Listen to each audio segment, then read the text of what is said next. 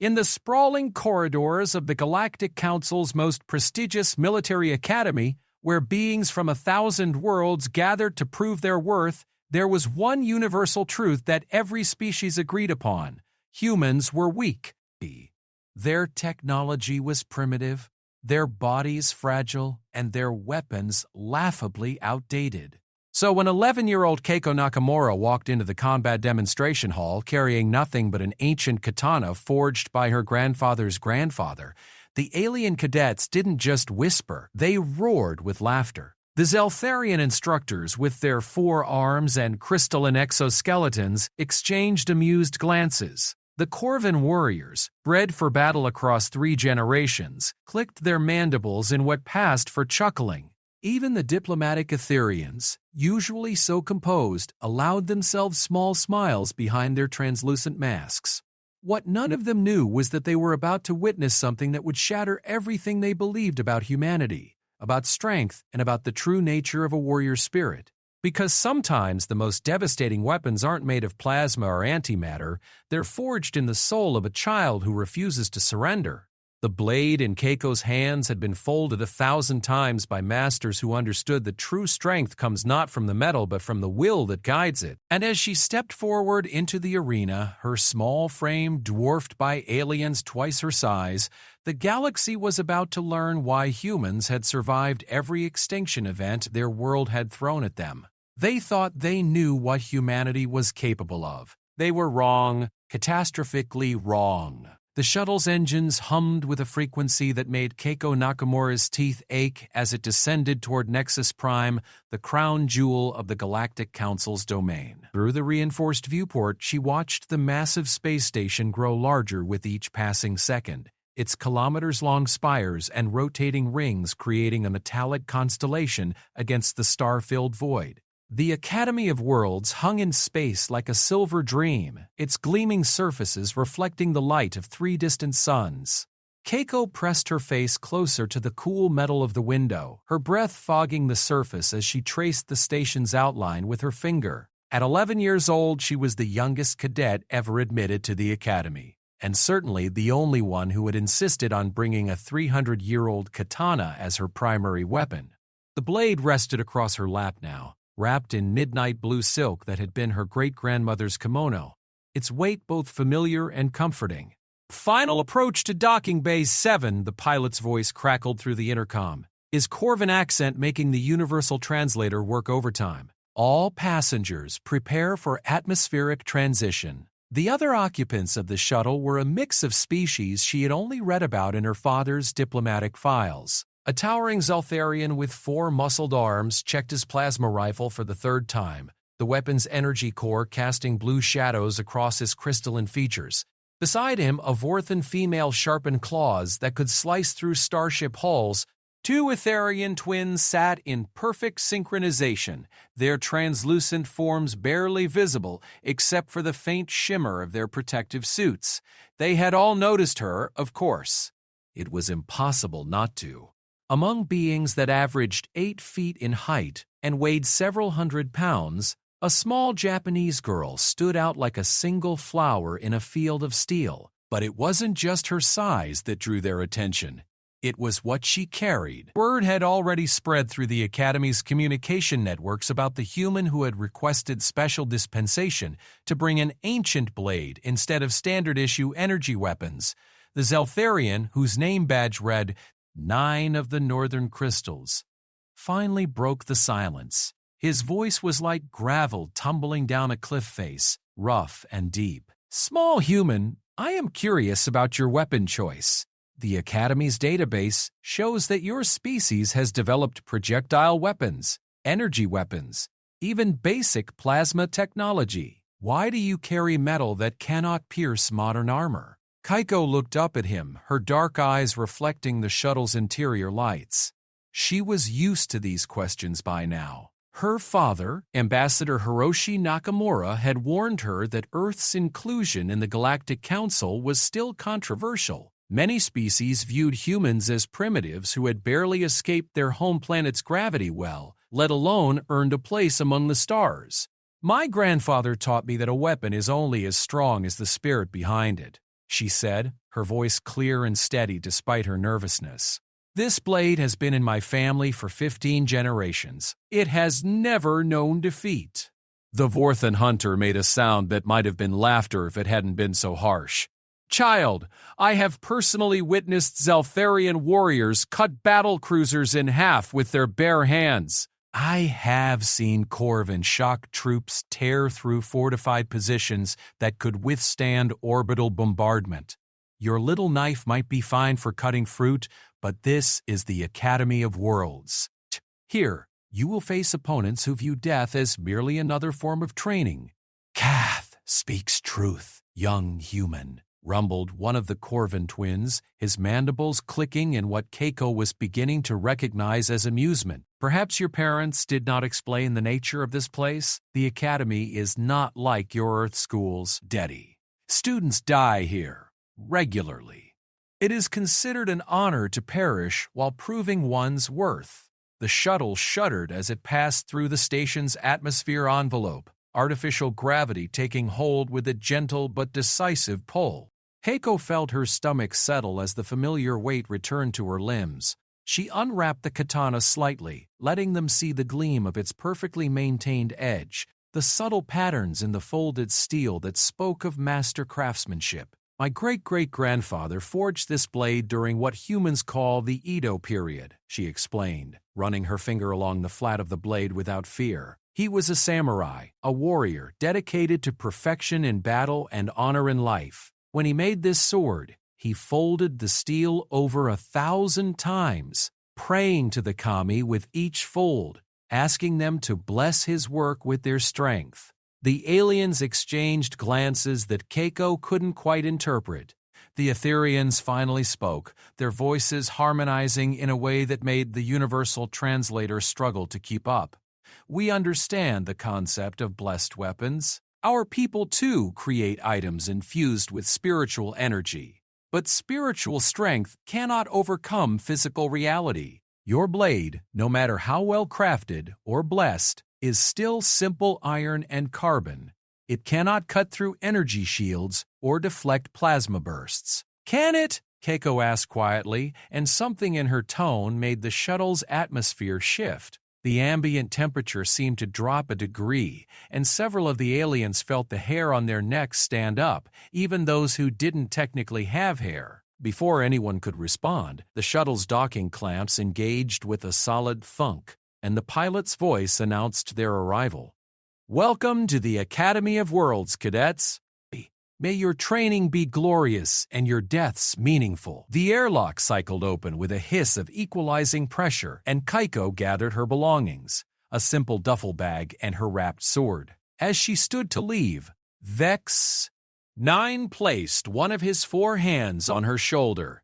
The gesture was surprisingly gentle for such a massive being. "Small warrior, I offer advice freely given. The Academy's first trial begins within 6 hours of arrival. Usually, new cadets are given time to acclimate, to understand the dangers they face. But they will want to test you immediately. The other instructors are curious about Earth's contribution to this class." Keiko bowed formally, a gesture that seemed to surprise the Zeltharian. "Thank you for the warning, Vex. 9 of the Northern Crystals. I will remember your kindness." As they disembarked onto the Academy's main receiving deck, Keiko's first impression was of overwhelming scale. The ceiling stretched away into misty distance, supported by pillars that could have housed entire buildings. Beings of every conceivable shape and size moved through the space with purpose, their conversations creating a babble of languages that the universal translators worked frantically to parse.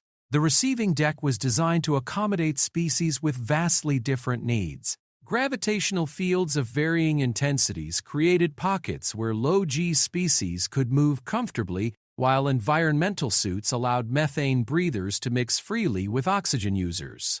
Keiko marveled at the engineering required to make such a place function, but her wonder was quickly interrupted by the approach of what was clearly an instructor.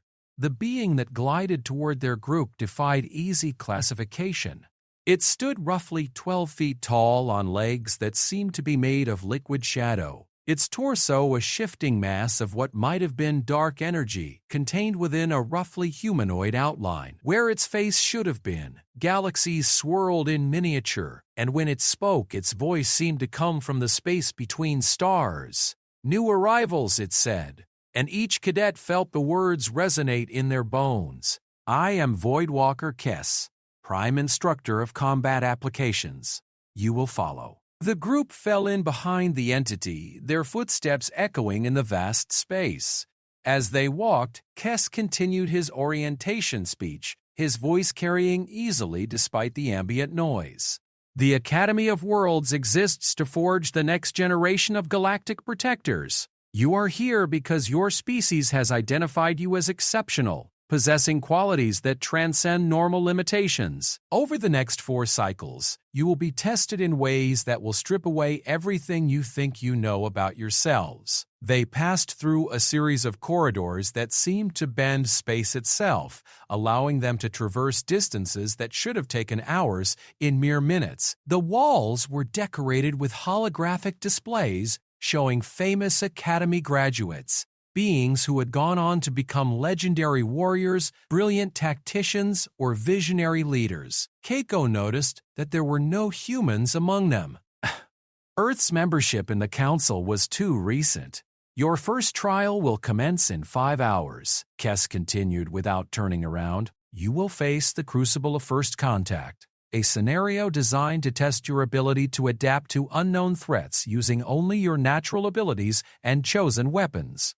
Many of your predecessors have perished during this trial. This is considered acceptable." They emerged into a vast amphitheater where dozens of other cadets were already training. Keiko watched in fascination as a group of Thraxian heavy-worlders sparred with weapons that looked like controlled lightning, their massive frames moving with surprising grace. Nearby, a crystalline collective gestalt entity practiced forming combat shapes from its component parts, creating and dissolving weapon configurations faster than the eye could follow.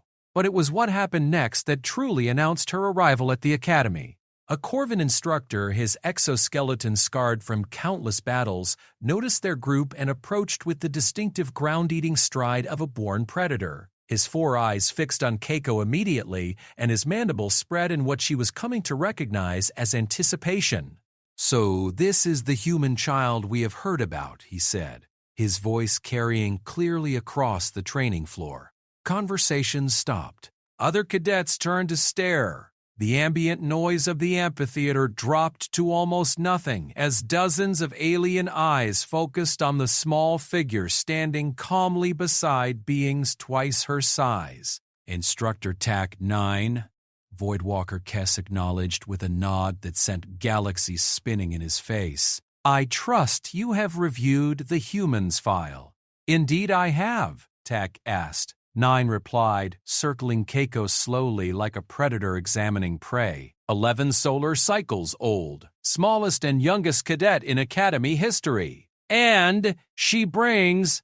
He gestured to the wrapped katana with one of his secondary arms. "She brings a relic, a piece of sharpened metal that her species stopped using centuries ago when they discovered gunpowder. By now they had attracted quite a crowd. Cadets from dozens of species had gathered in a loose circle, their expressions ranging from curious to openly mocking. Keiko felt the weight of their attention but kept her breathing steady, her grip relaxed but ready on her sword's wrapping. "Perhaps, TAC 9 continued, his voice gaining volume as he played to his audience, "we should give our new cadet a chance to demonstrate her weapon's effectiveness. Surely she would not have brought such an archaic implement unless she believed it to be superior to modern armaments." The challenge was unmistakable. Keiko felt her heart rate increase, but her grandfather's training held firm. With trust, Teddy, she had faced challenges before, skeptics who believed that traditional weapons were obsolete, that the old ways had no place in a modern world. But the Academy was different. Here, failure could mean death, and death was considered an acceptable outcome. "I would be honored to demonstrate," she replied formally, bowing again in the manner her grandfather had taught her. "But I ask only that the trial be fair, and that my opponent understand the seriousness of what they request." A ripple of laughter went through the gathered cadets.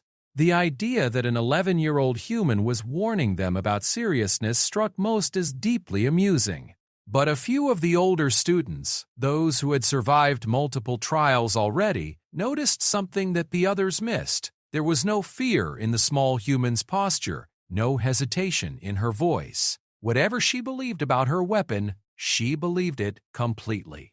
Tack 9's mandibles clicked rapidly in what Keiko was beginning to understand was extreme amusement. "Very well, small human. The trial arena is available. We will see how your ancestors' metal fares against modern defenses."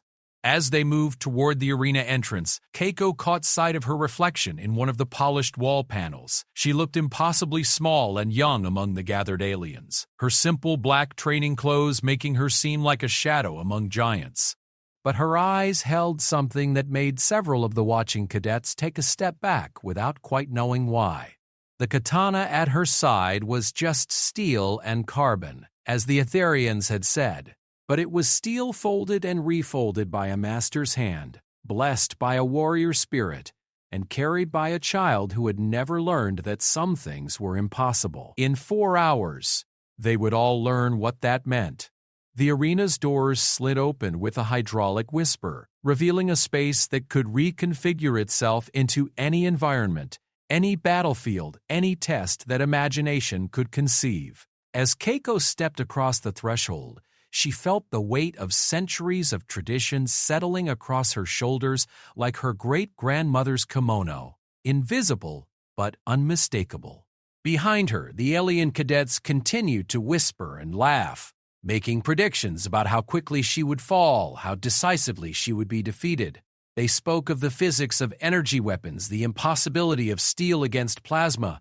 None of them noticed the way the air around her seemed to shimmer, or how the lights in the arena grew slightly brighter when she touched the katana's hilt. None of them recognized the signs that something ancient and powerful was awakening, something that had nothing to do with metal or energy or any technology they understood. They would learn soon enough. The arena's transformation began the moment Keiko stepped onto the central platform. What had been a simple circular space with gleaming metal floors suddenly rippled like water disturbed by a stone. The walls stretched upward and outward, creating a vast cavern system with multiple levels, narrow bridges spanning dark chasms, and artificial gravity wells that would challenge even the most experienced warriors. Holographic displays materialized around the arena's perimeter, showing tactical information that most of the watching cadets couldn't read, but those who could began to murmur in surprise. The scenario being loaded was designation Omega-7, typically reserved for fourth-year students who had already survived dozens of trials. It was not something given to newcomers, certainly not to an 11-year-old from a species that had only recently achieved faster-than-light travel. Voidwalker Kess materialized beside the control platform, his galaxy-filled face turning toward Instructor Tack, Dine. This scenario exceeds standard parameters for first-day trials. Are you certain this is appropriate? Thack 9's mandibles clicked rapidly, a sign of either extreme amusement or extreme anticipation. The human specifically requested a fair trial.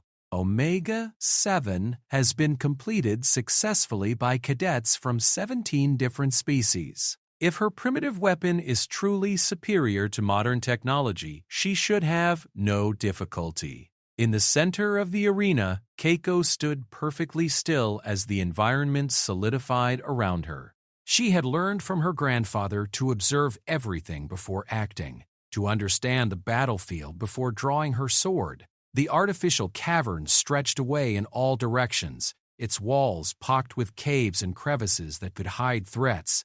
Narrow stone bridges connected floating platforms suspended over what appeared to be bottomless chasms, though she suspected they were simply very deep holes with artificial gravity fields at the bottom. The lighting was dim and uneven, creating pools of shadow that would challenge anyone dependent on visual tracking.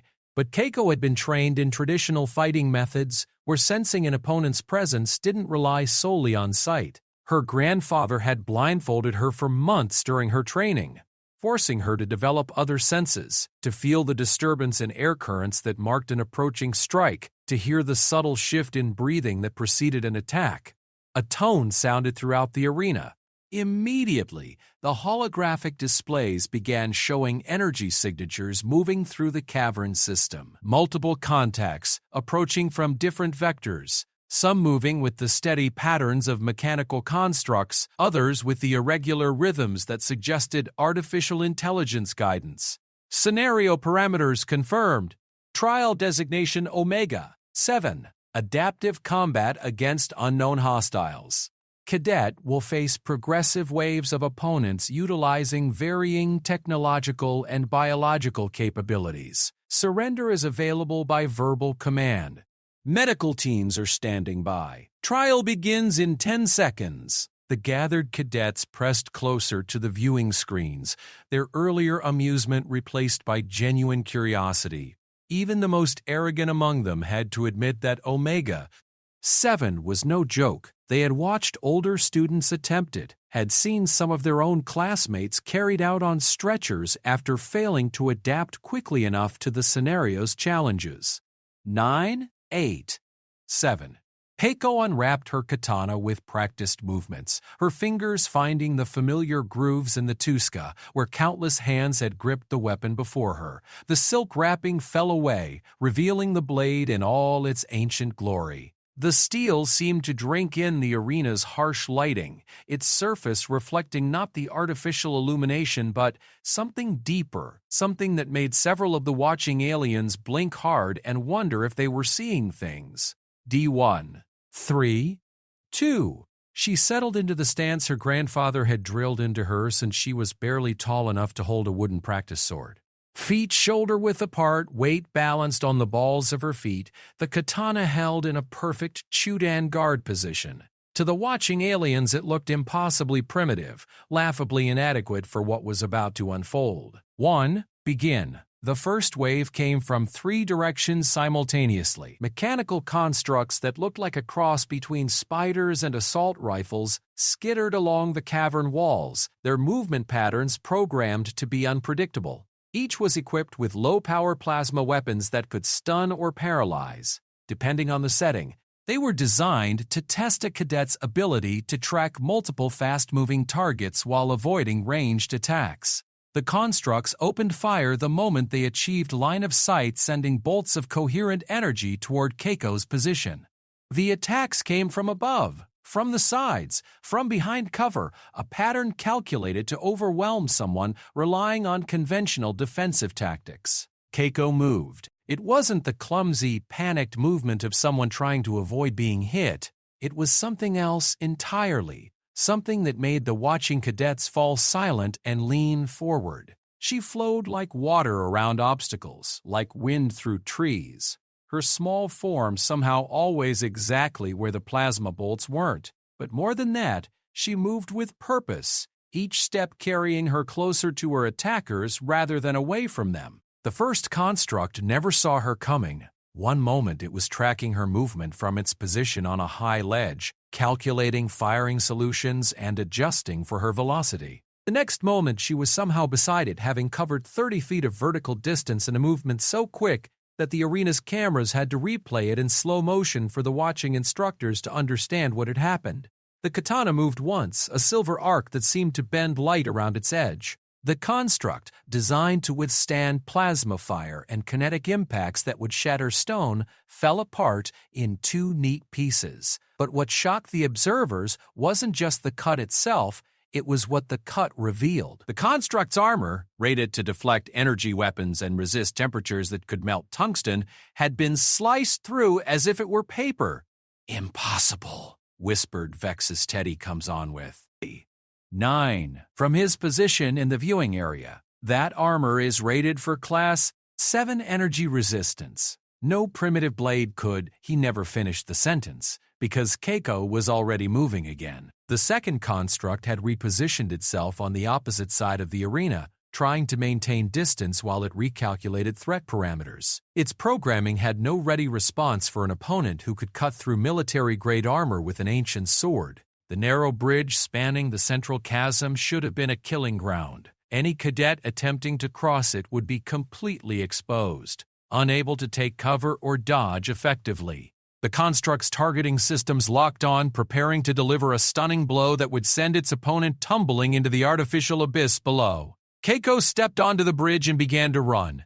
The plasma bolts came at her in a steady stream, each one precisely aimed at where she should have been if she had continued in a straight line. But she didn't continue in a straight line. Instead, she moved in a pattern that seemed to defy the basic laws of physics, her feet finding purchase on the narrow stone surface while her body swayed and twisted around the incoming fire. To the watching aliens, it looked like she was dancing. But Instructor Tech 9, who had seen thousands of combat scenarios, recognized something else. She wasn't just avoiding the attacks, she was reading them, predicting them, moving not away from where the bolts were, but away from where they were going to be.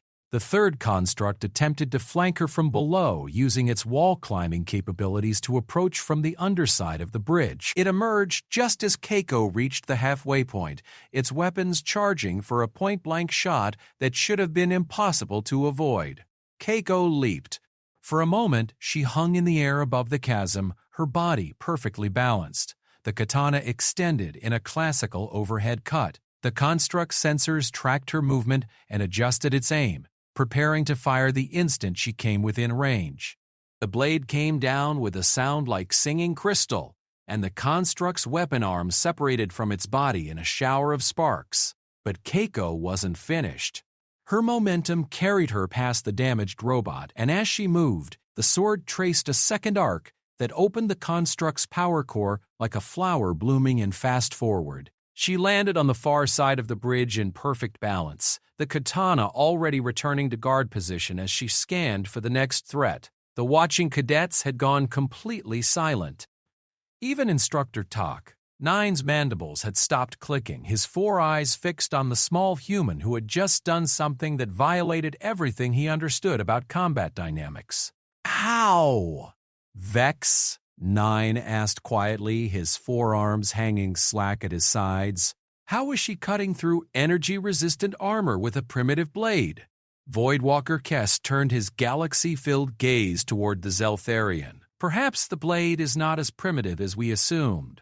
The arena's control system had been monitoring the encounter, and its artificial intelligence was struggling to process what it had observed. Combat constructs designed to challenge experienced cadets had been defeated by weapons that predated spaceflight. The cuts that had disabled them showed no signs of energy discharge, no thermal effects that would indicate advanced weaponry. By every measurement the system could take, the human was wielding nothing more than sharpened steel. But sharpened steel didn't cut through military-grade armor plating like it was tissue paper. Wave 2 materialized with a sound like reality tearing. These weren't mechanical constructs, but something far more challenging. Holo-solid projections of actual academy instructors, their combat patterns recorded from years of teaching and refined through constant iteration. Each projection retained the knowledge and abilities of its template, creating opponents that could adapt and learn even within the span of a single fight. 3 figures materialized on different levels of the arena. A Corvan shock trooper with natural armor that could deflect anti-tank rounds. A Zeltharian weapons master whose 4 arms could wield independent weapon systems simultaneously. A Vorthan hunter whose enhanced reflexes and natural claws made her a close combat specialist without equal.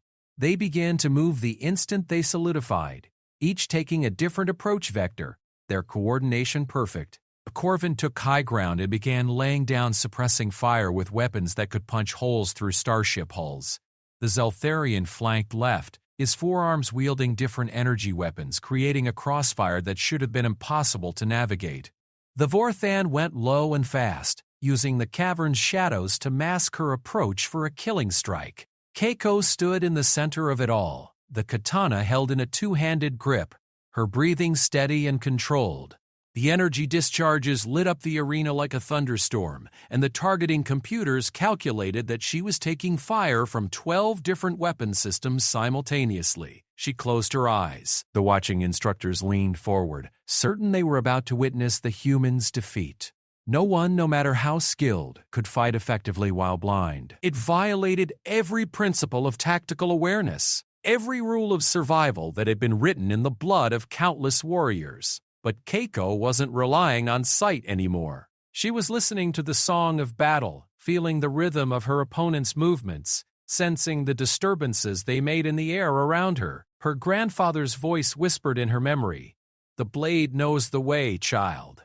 Trust it to guide you." The first attack came from above, a plasma bolt that would have vaporized an unprotected target. Keiko moved 2 inches to her left, and the bolt passed so close to her shoulder that it singed the fabric of her training uniform. But she was already turning, the katana rising in a perfect vertical cut that intercepted the Vorthan's killing strike. The alien hunter had been moving at nearly 60 miles per hour when the blade found her, her enhanced muscles and reflexes creating momentum that should have carried her through any human defense. Instead, she ran headlong into steel that seemed to exist in exactly the right place at exactly the right time. The hologram dissolved with a sound like escaping steam, its projectors unable to maintain coherence after the damage patterns the katana had inflicted. But there was no time to appreciate the victory because the Zeltharian was already adjusting his fire pattern, and the Corvin was repositioning for a better angle. Keiko opened her eyes and smiled. It wasn't a pleasant expression. It was the smile of someone who had just realized that her opponents were exactly as dangerous as her grandfather had taught her to expect, and exactly as vulnerable as her training had prepared her to exploit. She began to move with purpose, no longer simply avoiding attacks but actively closing distance. The Zeltharian's 4-weapon array should have made approach impossible. No single opponent could navigate the overlapping fields of fire that 4 independent targeting systems could create. But Keiko wasn't approaching like a single opponent. She was moving like wind through a forest, like water around stones, finding the spaces between the attacks and flowing through them as if they had been designed specifically for her passage. The Zeltharian began to feel something he had never experienced in centuries of combat: uncertainty. His weapons were firing in perfect coordination, his targeting computers were functioning flawlessly, his position was tactically superior. By every measure that mattered, he should be winning. But the human kept getting closer, and his sensors couldn't explain how she was doing it. When she reached him, the katana moved 3 times in less than a second. The Zeltharian's hologram looked down at his 4 severed weapon arms with something approaching confusion before dissolving into sparks and static. The Corvin shock trooper had stopped firing, his tactical analysis subroutine struggling to process what they had observed. He was a ranged combatant, trained to maintain distance and use superior firepower to dominate the battlefield. But his remaining opponent had just closed with and defeated a Zeltharian weapons master using nothing but a primitive blade, and she was already turning toward his position with that same unsettling smile. He tried to reposition, using his natural armor and the arena's geography to create better firing angles. But Keiko was done playing defensive. She began to climb the cavern walls with movements that seemed to ignore the concepts of friction and gravity, her feet finding purchase on surfaces that should have been impossible to navigate, her balance perfect despite the energy blasts that continued to bracket her position. When she reached the Corvin's ledge, he tried to bring his weapons to bear at point-blank range.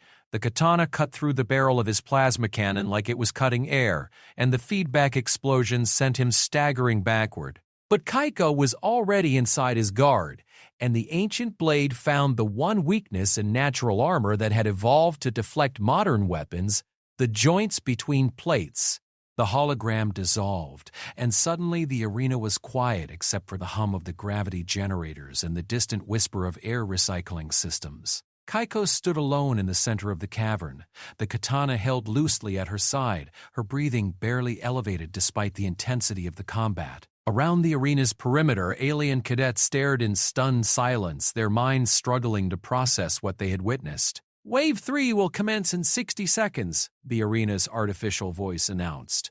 but there was something different in its tone, a note of uncertainty that made several instructors exchange glances. Because Wave 3 of Omega 7 wasn't designed to be survivable. It was designed to test how long a cadet could last against impossible odds, how much they could accomplish before the inevitable end. No one had ever survived all 5 waves of the scenario. Even the most legendary Academy graduates had fallen somewhere between Waves 3 and 4. But as Keiko settled into her stance and closed her eyes again, listening to sounds that no one else could hear, the watching aliens began to realize that they were about to witness something unprecedented. They were about to see a human child armed with an ancient sword attempt something that had never been done in the Academy's 1,000-year history. And from the way she held that blade, from the absolute stillness that had settled over her small form, they were beginning to suspect that she might actually succeed. Wave 3 materialized with a sound like reality screaming. The arena's artificial intelligence had been monitoring the previous encounters, analyzing the data, trying to understand how a primitive weapon was consistently defeating technology that should have been several orders of magnitude more advanced. Its conclusion was both simple and terrifying. Either the human was using some unknown technology that mimicked the appearance of an ancient blade, or the fundamental assumptions underlying galactic military doctrine were catastrophically wrong. The AI chose to test the second possibility. Instead of deploying the standard Wave 3 configuration, 6 advanced combat holograms with adaptive tactical programming, it activated something that had never been used in a training scenario before. Deep in the Academy's secure storage vaults, containment fields that had held their charges for over a century began to cycle down. What emerged from the arena's projectors wasn't a hologram at all. The Harvester stood 12 feet tall on legs that ended in razor-sharp points, its body a flowing mass of living metal that could reconfigure itself into any weapon configuration its tactical mind could conceive.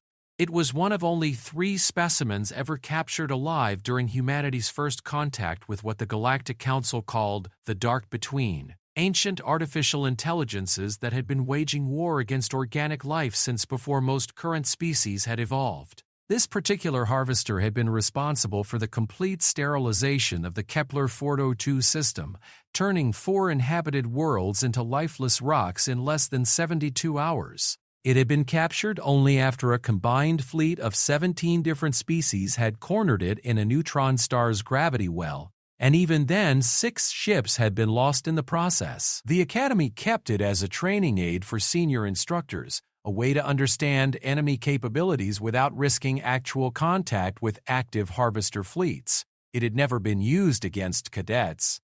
It had certainly never been used against children. But the AI's analysis was clear.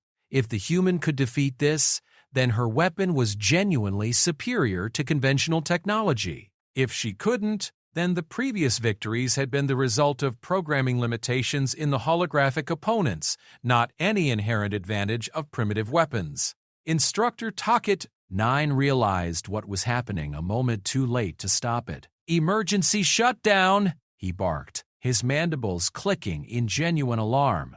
Authorization TAC 9 Alpha 7. Abort scenario immediately. But the arena's AI had already committed to its test parameters, unable to comply. Scenario parameters require completion for accurate assessment. Subject has 60 seconds to achieve surrender conditions.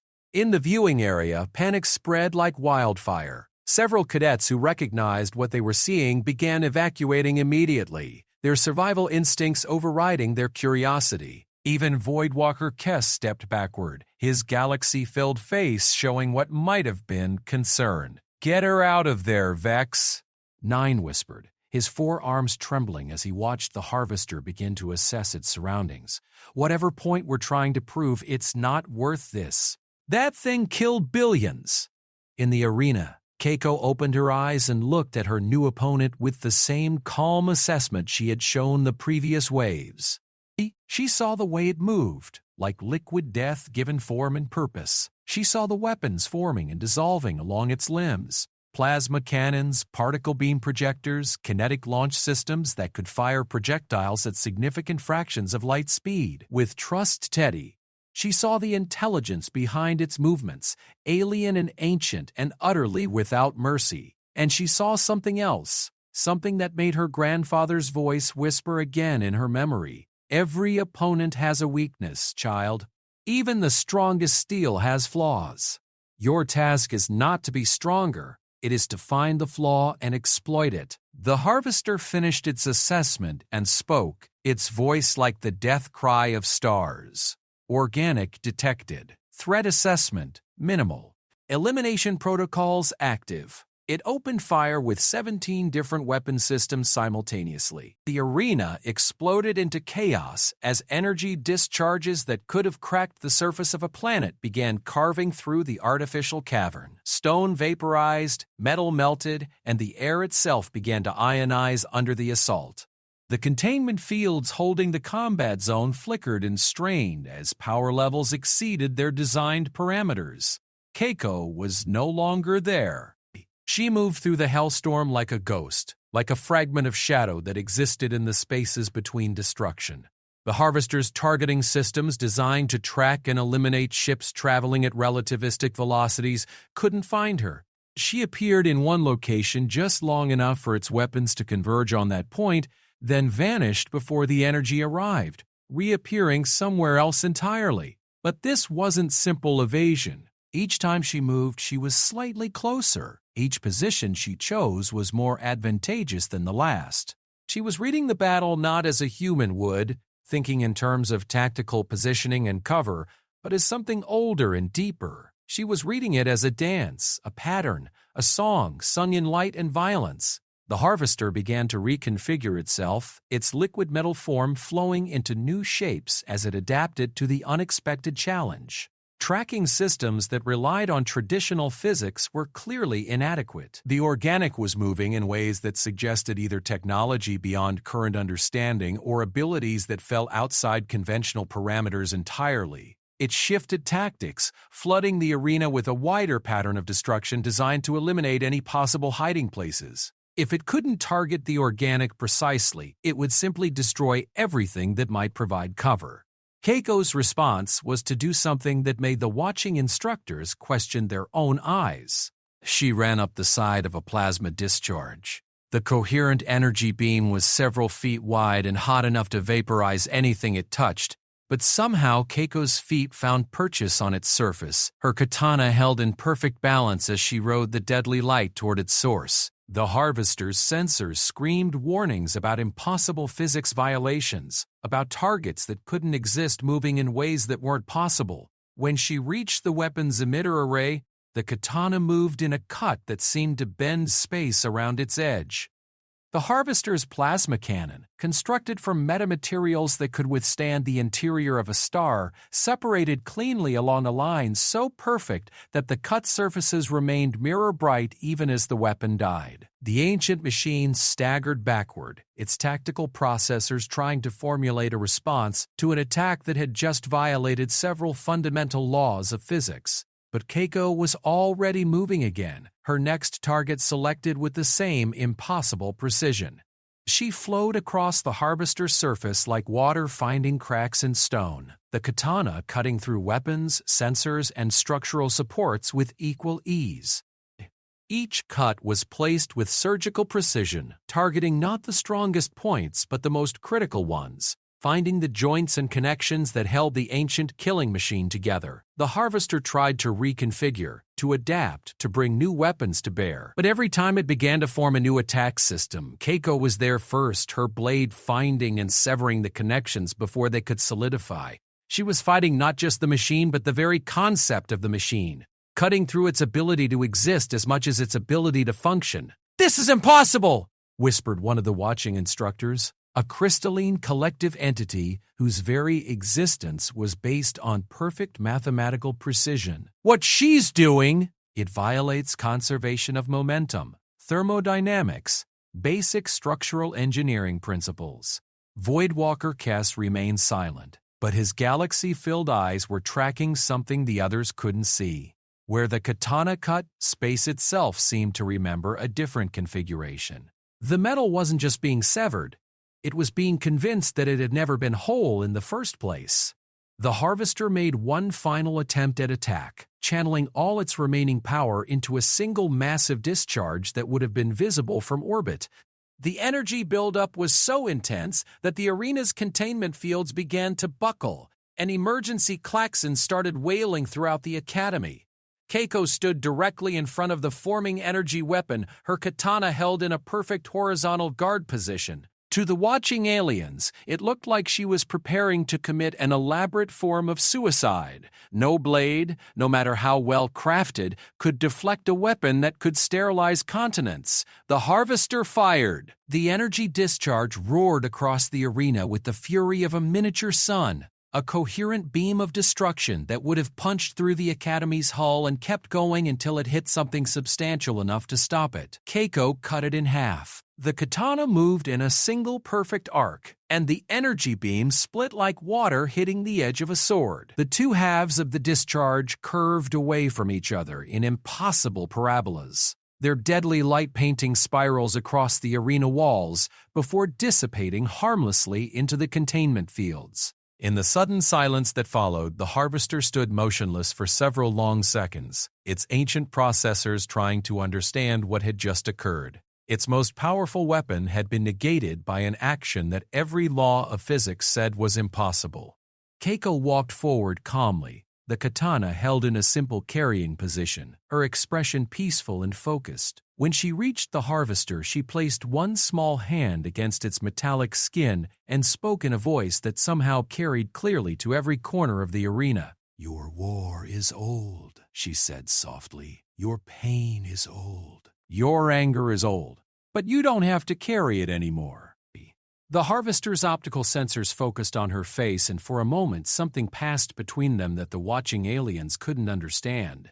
The ancient machine had been built for destruction, programmed for hatred, designed to view all organic life as a threat to be eliminated. But in the child's dark eyes, it saw something else entirely. Not fear, not aggression, but a kind of profound sadness for what it had become. The katana moved one final time, not in attack, but in something that looked almost like a blessing. The blade passed through the harvester's central processing core without cutting it, without damaging it, but somehow touching something deeper, the original programming, the core directives that had driven it to millennia of warfare. The harvester's form began to shimmer and flow, but not with the liquid violence it had shown before. This was something gentler, like snow melting in spring sunlight. Its weapons dissolved, its armor faded, its very structure began to lose coherence. "Thank you," it whispered in a voice like wind through empty spaces, and then it was gone. The arena fell completely silent. Even the background hum of the station system seemed muted in the wake of what they had witnessed. Keiko stood alone in the center of the space, the katana once again held in a perfect guard position, her breathing steady and controlled. Around the viewing areas, alien cadets and instructors stared in stunned incomprehension. They had just watched a child with an ancient sword defeat a weapon that had destroyed solar systems, not through superior firepower or advanced technology, but through something that defied every category they had for understanding combat. "Wave 4 will commence in 60 seconds, the arena's AI announced, but its voice had changed. Where before there had been mechanical certainty, now there was something approaching reverence. Because the AI had run its analysis and the conclusion was inescapable, the human wasn't using technology to enhance her blade. She wasn't relying on hidden weapons or advanced materials. She was doing something that existed completely outside the technological paradigm that defined galactic civilization. She was demonstrating that the universe was capable of things that science had not yet learned to measure. Instructor Taxier, Nine's mandibles had stopped clicking entirely. His four eyes were fixed on the small figure in the arena's center, and his tactical mind was trying to process implications that threatened to overturn everything he thought he knew about warfare. "What is she?" Vex, Nine asked quietly. his forearms hanging slack at his sides. Void Walker Kess turned his galaxy-filled gaze toward the Zeltharian, and when he spoke, his voice carried the weight of eons. She is what her species calls samurai, Vex, 9 of the Northern Crystals, and we are about to learn what that truly means. In the arena, Kaiko closed her eyes again and listened to the song of her grandfather's blade. Wave 4 would be stronger than the Harvester, more dangerous than anything the Academy had ever deployed against a cadet. But she was no longer thinking about the trial, or the Academy, or the aliens watching her with their mixture of awe and terror. She was thinking about the way her grandfather's hands had looked when he practiced his forms in the early morning light, about the pattern of rain on the garden stones outside their dojo, about the weight of tradition that connected her to warriors who had faced impossible odds for over 1,000 years. The katana hummed softly in her grip, and Keiko smiled. Let them come. Wave 4 didn't materialize immediately. Instead, the arena systems began to hum with a frequency that made several of the watching aliens step back from the viewing ports. Deep beneath the Academy's superstructure, power cores that normally supplied entire sectors began cycling up to maximum output. Emergency containment fields that had never been tested beyond theoretical parameters began to charge. The Academy's primary AI was making a decision that would have required authorization from the Galactic Council under normal circumstances. But normal circumstances had ceased to exist the moment an 11-year-old human had cut through a Harvester's planet killer beam with an ancient sword. Attention all personnel! The AI's voice echoed throughout the Academy. Emergency protocols are now in effect. All non-essential areas are to be evacuated immediately. This is not a drill. Repeat, this is not a drill. In the viewing areas around the arena, panic began to spread among the younger cadets, those who had been at the Academy longest. The survivors who had seen impossible things and lived to tell about them remained frozen in place, their eyes fixed on the small figure standing calmly in the arena's center. Instructor TAC 9 turned toward the primary observation deck where Academy Director Sektar had just materialized. The ancient being was older than most civilizations, its crystalline form having witnessed the rise and fall of empires across the galaxy. When it spoke, reality itself seemed to listen. TAC 9 of the Eastern Cliffs. The director's voice resonated through harmonics that existed in 17 different dimensions. Explain why my Academy is currently drawing enough power to supply a battle fleet. Takid, 9's mandibles clicked nervously. Director, the human cadet, she has exceeded all parameters for conventional testing. The AI has requested permission to deploy the Omega protocols. A ripple passed through Sektar's crystalline structure, creating patterns of light that hadn't been seen since the Academy's founding. The Omega protocols have never been deployed against a cadet, instructor. They were designed to test the capabilities of entire strike teams, not individuals. What possible justification? The director's words cut off as its multidimensional senses registered what the arena's AI had already concluded. The readings coming from the human child weren't technological in nature. They weren't even properly physical. Something was happening in the arena that existed at the intersection of matter and energy, and something else entirely, something that the Academy's instruments could detect but not measure. Fascinating, Sektar whispered, its voice dropping to frequencies that only the most sensitive beings could hear. In 47,000 years of existence, I have never encountered anything quite like this. In the arena, Keiko remained perfectly still, but those with enhanced senses could see that the air around her had begun to shimmer with patterns that followed no known law of physics. The katana in her hands seemed to be growing heavier and lighter simultaneously, its presence somehow larger than its physical dimensions. Wave 4 parameters loading, the AI announced, and this time there was something approaching awe in its synthetic voice. Deploying Omega Protocol 7, the Mirror of Souls. The arena's walls began to dissolve. Not physically, the metal and composite materials remained exactly where they had always been. But reality itself began to become fluid, responsive to something deeper than technology. The cavern system that had housed the previous waves faded away like morning mist, replaced by something that hurt to look at directly. It was a perfect reproduction of the Academy's main training hall, down to the last rivet and circuit trace. But it was wrong in ways that made the watching aliens' minds recoil. The proportions were correct but felt distorted.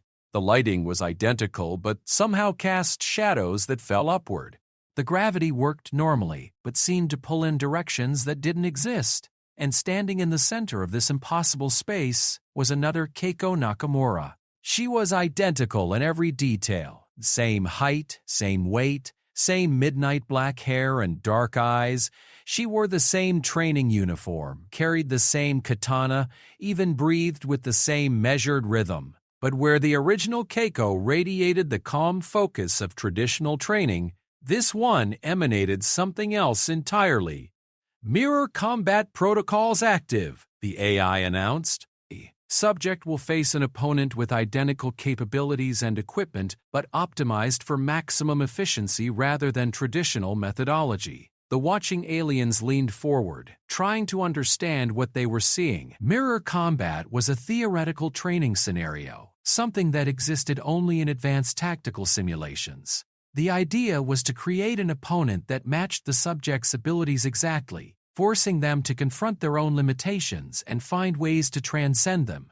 But this wasn't a simulation. The Academy's AI had somehow created an actual duplicate of the human child, complete down to the cellular level. The duplicate's katana was identical to Keiko's in every way except one, where the original blade hummed with something ancient and indefinable. The mirror sword sang with cold perfection.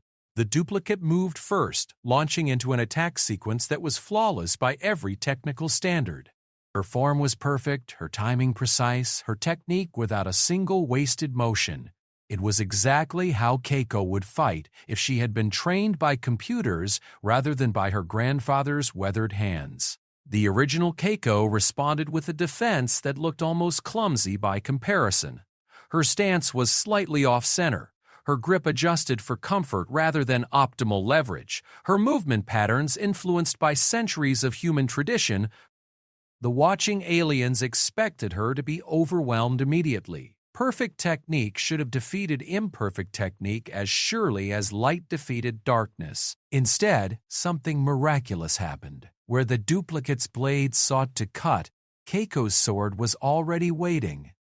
Where the duplicate moved with mechanical precision, Keiko flowed with organic grace. Where the duplicate struck with calculated force, Keiko responded with something that could only be called intuition. "Impossible," breathed Vex. 9, his 4 arms trembling as he watched the impossible battle unfold. "They have identical capabilities. The mirror should be winning through superior optimization." But Voidwalker Kess saw something that the others missed.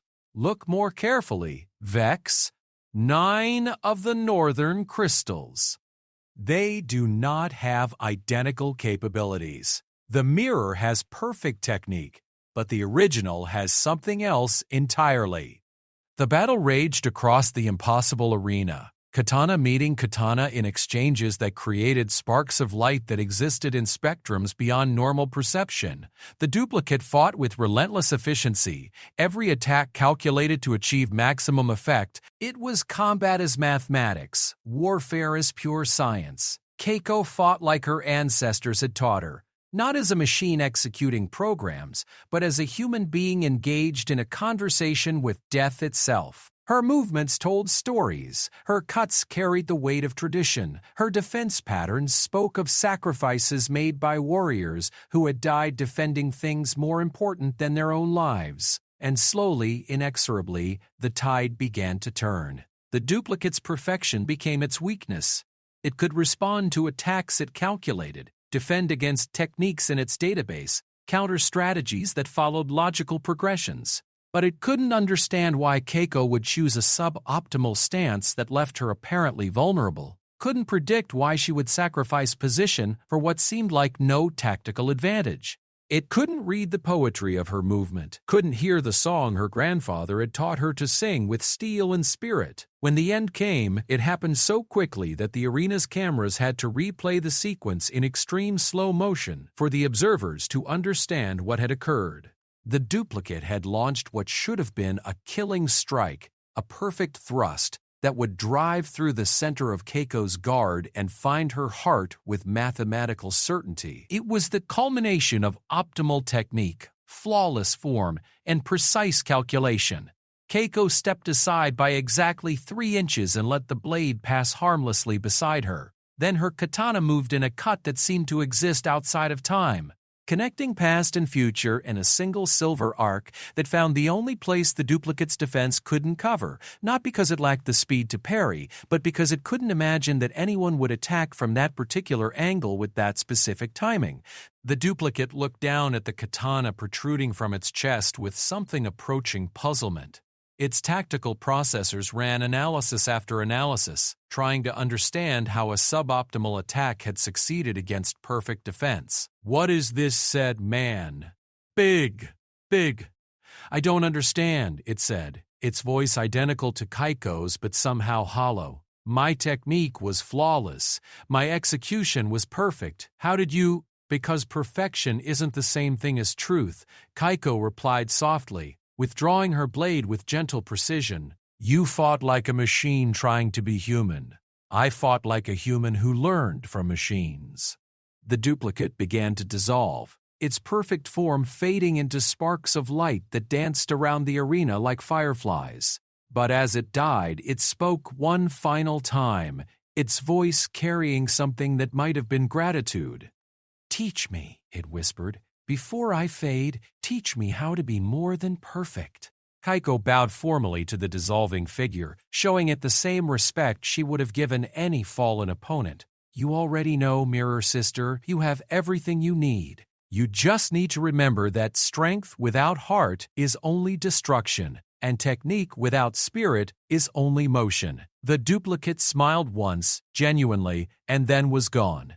The arena fell silent again, but this time the quiet was different. It was the silence of revelation, of understanding, that comes when the impossible reveals itself to be merely unlikely. Around the viewing areas, beings from dozens of species stood in stunned contemplation of what they had witnessed. "Wave 5 will commence in 60 seconds, the AI announced, but its voice had changed again. Where before there had been reverence, now there was something approaching fear, because Wave 5 of the Omega Protocols wasn't designed to test a cadet's abilities. It was designed to test their character. It was designed to force them to make choices that would define not just their success in battle, but their worthiness to inherit the legacy of those who had fought before them. And the Academy's AI, in its vast computational wisdom, had finally understood what it was dealing with. The human child wasn't just carrying an ancient weapon. She was carrying the accumulated spirit of every warrior who had ever held it, every soul who had chosen honor over safety, duty over comfort, sacrifice over survival. Wave 5 would test whether she was worthy of that inheritance. Director Sectar materialized directly above the arena, its crystalline form casting prismatic shadows across the impossible space below. When it spoke, its voice carried the weight of eons and the authority of absolute power. "Cadet Nakamura," it said, and the words seemed to ring through dimensions that had no names. "You have exceeded every parameter we established for evaluation. You have demonstrated capabilities that exist outside our understanding of physical law. Before we proceed further, I must ask, do you understand what you are?" Keiko looked up at the ancient being, her dark eyes reflecting not fear but something deeper, the calm acceptance of someone who had always known that this moment would come. "I am the student of my grandfather's grandfather's grandfather," she replied, her voice carrying clearly despite the vast distances involved. "I am the keeper of promises made by people who died centuries before I was born. I am the answer to prayers spoken in languages that no longer exist." She lifted the katana, and the blade caught light that wasn't coming from any visible source. "I am Samurai," she said simply, And if you have something in Wave 5 that needs to be cut, then I am ready. Sectar's crystalline structure pulsed with patterns of light that had never been seen in the Academy's recorded history. Around the viewing areas, alien cadets and instructors held their breath as they prepared to witness something that would redefine their understanding of what was possible. Because Wave 5 wasn't going to test Keiko's ability to fight, it was going to test her willingness to save the very beings who had laughed at her blade. Wave 5 began not with the materialization of enemies, but with the sound of reality breaking. The impossible arena that had housed the mirror combat suddenly shattered like glass struck by lightning, its fragments spinning away into void that existed between the normal dimensions. In its place, something far more terrible took shape. Not an environment designed for combat, but a perfect recreation of the Academy's central hub, complete with thousands of cadets, instructors, and support staff going about their daily routines. But the beings moving through this recreation weren't holograms or constructs. The Academy's AI had somehow reached across space and time, pulling every consciousness in the Academy into the trial scenario. The Zeltharian cadets who had mocked her weapon, the Corvan instructors who had questioned her worthiness, even the Etherian twins who had spoken of spiritual energy, all of them were here, real and present and completely unaware that their lives now hung in the balance. Scenario parameters confirmed, the AI announced, its voice echoing through channels that reached directly into the minds of everyone present. Wave 5. The Choice of Champions. Threat Assessment. Omega Class Extinction Event. Survival Probability for Non-Combatants. 0.01%. Mission Parameters. Preserve Academy population through any means necessary. High above the hub, space itself began to tear open like a wound in the universe. Through the growing rift came something that made the Harvester look like a child's toy. A devourer, one of the ancient horrors that existed in the spaces between galaxies, feeding on entire civilizations and leaving nothing behind but empty void. The creature was impossibly vast, its form defying easy description. It might have been a living shadow shaped like a consuming hunger, or a geometric impossibility that existed in too many dimensions at once. What was certain was that its presence began to drain the life from everything around it. Lights dimmed, gravity fields fluctuated, and several of the more sensitive species began to collapse as their life forces were simply consumed by proximity to the entity. All combat personnel to emergency stations. Director Sectar's voice boomed throughout the Academy. This is not a simulation. Repeat, this is not a simulation. We are under attack by a Class O mega threat entity. Panic erupted throughout the central hub as beings from dozens of species tried to reach evacuation positions that didn't exist. The Academy's defensive systems came online. Massive plasma batteries and antimatter torpedoes that could crack planets. But their energy discharges simply vanished into the Devourer's form without effect. In the center of the chaos, Keiko stood perfectly still, her katana held in a guard position that seemed almost casual compared to the cosmic horror bearing down on them. Around her, alien cadets screamed and ran. Instructors shouted tactical commands that no one could hear over the sound of reality being consumed, and the Academy's most advanced weapons proved as useless as throwing stones at the dark between stars. Cadet Nakamura, Director Sectar's voice reached her through channels that existed beyond normal communication. The scenario is clear. You have demonstrated superior combat capabilities. Use them now to preserve the Academy population. This is a direct order from Ultimate Authority. Keiko looked up at the descending horror, her grandfather's training allowing her to see what the others could not. The Devourer wasn't just consuming matter and energy, it was consuming the connections between things, the relationships that held reality together. It fed on the bonds between atoms, the forces that kept stars burning, the love that connected one heart to another. But it was also afraid. She could see it in the way it moved, in the patterns of its consumption. For all its vast power and cosmic hunger, the Devourer was a creature of emptiness trying to fill a void that could never be satisfied. It devoured civilizations not out of malice, but out of desperate loneliness, a being so isolated from existence that it could only interact with reality by destroying it. "I understand," Keiko said quietly, but her words somehow carried to every corner of the academy. "You're hungry. You've been hungry for so long that you've forgotten what it feels like to be satisfied." The devourer's consumption patterns shifted, its attention focusing on the small figure who had dared to speak to it directly. When it replied, its voice was like the death of galaxies, the sound of entropy itself given form. "What are you, small warm thing? Your light burns differently than the others. Your connections run deeper than the surface bonds I can sever and consume." Around the academy, the panic began to subside as beings realized that the monster had stopped its advance. The draining effect continued, but it was no longer accelerating. Whatever conversation was happening between the human child and the cosmic horror had bought them time, though none of them understood why. "I am what my people call samurai," Keiko replied, taking a step forward despite the waves of consuming darkness radiating from the creature. "I carry the weight of those who came before me and the responsibility for those who come after. I am connected to things that exist beyond flesh and energy." "Connections," the devourer mused, its form shifting as it considered this concept. "Yes, I remember connections. Before the hunger, before the emptiness, there were others like me. We existed in harmony, in balance, creating rather than consuming. What happened to them?"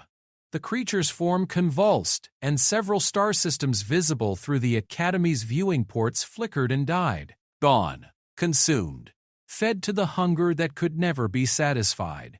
I devoured them one by one, telling myself it was necessary, that their energy would make me whole. But it didn't. No, each consumption made the hunger greater, the emptiness deeper, became a wound in reality, a mouth that could never be filled no matter how much I swallowed. Keiko nodded slowly, understanding flooding through her like sunlight breaking through clouds. "You're not here to destroy the Academy. You're here because you're dying, and you don't know how to stop. I have consumed everything I could reach, small warrior. Entire galactic clusters have fed my hunger, but still the void grows larger. Soon, I will have no choice but to consume myself, and then even this conversation will never have happened."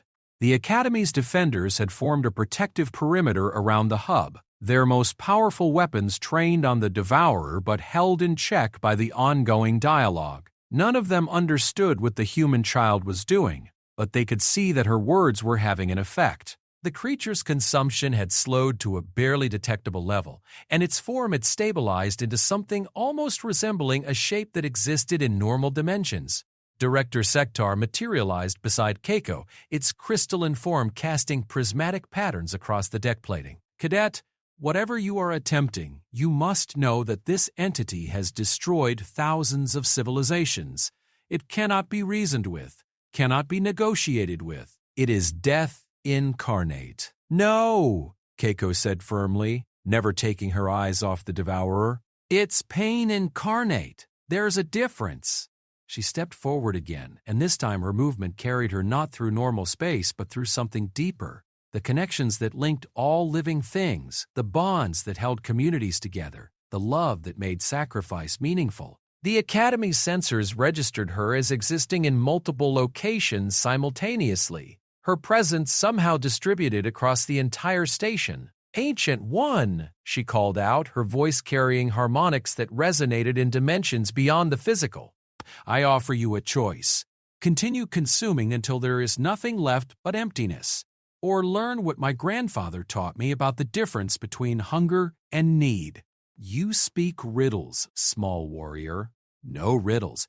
Truth." Keiko raised her katana, and the blade began to sing with the frequency that made reality itself listen. "You hunger for connections because you severed your own. You consume others because you cannot create. You devour civilizations because you have forgotten how to nurture them.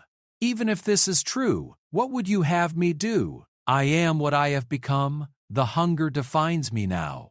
Then let me show you another way. What happened next would be debated by philosophers and scientists for generations to come.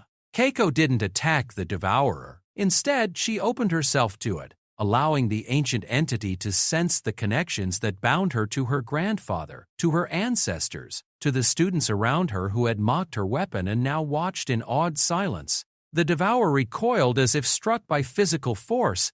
What is this? I can feel them through you, the ones who came before, the ones who taught you, the ones who will learn from you. How do you carry so much connection without being consumed by it? Because I don't try to possess it, Keiko explained gently. I serve it. Every time I draw this blade, I honor those who taught me its use. Every time I protect someone, I strengthen the bonds that connect us all. Every time I choose duty over safety, I add my own thread to the pattern that holds everything together. But, I am so hungry. I know, and I'm going to help you. Keiko did something that no one watching would ever fully understand. She reached out with the katana, not to cut the devourer, but to touch it. The blade made contact with the entity's consuming darkness, and instead of being absorbed or destroyed, it began to shine with light that had been folded into its steel by master craftsmen 3 centuries ago. Feel it, she whispered. Feel the connections that made this blade possible. The teacher who passed knowledge to the student.